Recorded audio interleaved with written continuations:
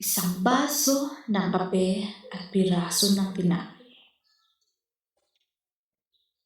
Sa bawat sulok ng ating bayan, may mga kwentong hindi nasusulat sa mga pahayagan. Mga kwentong nakatago sa puso ng mga taong tahimik na lumalaban, nagtitiis at nananatiling tapat kahit na ang mundo ay tila lumilin sa kanila. Ngayong araw, ang kwentong ito ay tungkol sa isang binata na nagngangalang Ryan, 29 na ang taong gulang. Isang taong napatunayan na ang tunay na taas ng tao ay wala sa kanilang kinatatayuan, kundi sa taas ng kanyang prinsipyo. Si Ryan ay hindi lamang basta manggagawa. Siya ay tulad ng matibay na bundok sa klarin ni Sami sa Occidental. Hindi natitinag, hindi gumuguho, kahit anong bagyo ang humampas. Dinala niya rito ang pangarap na makatulong sa pamilya at mabuhay ng marangal.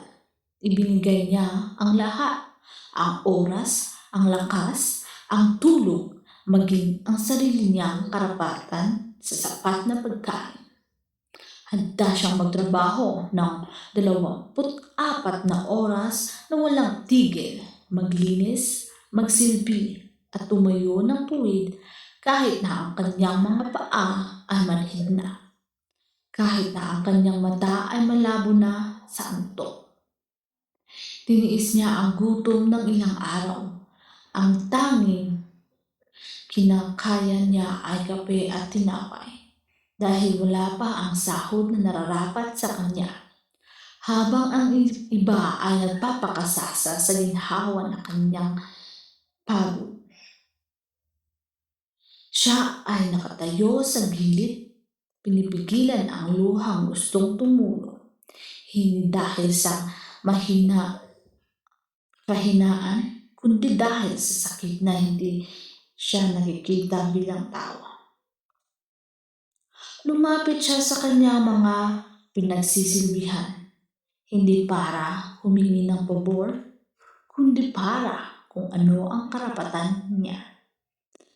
Kahit po kaunting tulong lang, kahit po pambili ng kanin, ang kanyang mahinahon niyang pakiusap.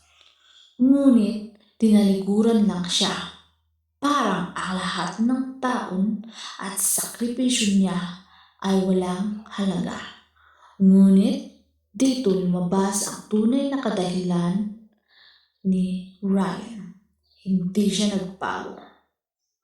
Nanatili siyang mabuti kahit na sila ay naging malupit. Nanatili siyang tapat kahit na siya ay naging tuso. Nanatili siyang may dangal kahit na sinubukan siyang ibaba sa lupa. Dahil alam niya ang halaga ko ay hindi niya kayang pawiin. Ang prinsipyo ko ay mas mataas kaysa sa inyong yaman. Ang mga taong akala niya ay madali lang paamuhin ay hindi nila alam ang kinakaharap nila ay hindi lamang isang manggagawa. Ang kinakaharap nila ay ang katotohanan. Ang kinaharap nila ay ang katarungan. Ang kinakaharap nila ay ang diwa na hindi kailanman mapapaalipin, magpakailanman. Sa edad ng 29, natutunan niya ang pinakamahalagang aral, hindi masamang paghirap. Ang masama ay ang magpababa ng sarili para lamang mabuhay. Kaya tumayo siya ng tuwid. Inayos ang sarili at nagpasya. Aalis siya rito. Aalisin siya, hindi sumuko, na kundi dahil alam niyang mas nararapat siya sa mas mabuti. Bitbit niya ang mga lahat ng pinag-aralan niya, ang dangal na hindi kayang kunin ni naman.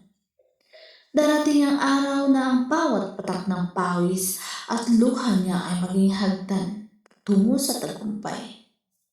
Darating ang araw na ang mga nagyurak sa kanya ay magmumukhang maliit sa harap ng kanyang liwanag. Maalaala mo pa kaya, Ryan, na kahit anong ibato sa iyo, ikaw ay laging nananatili sa pinakamataas na dako?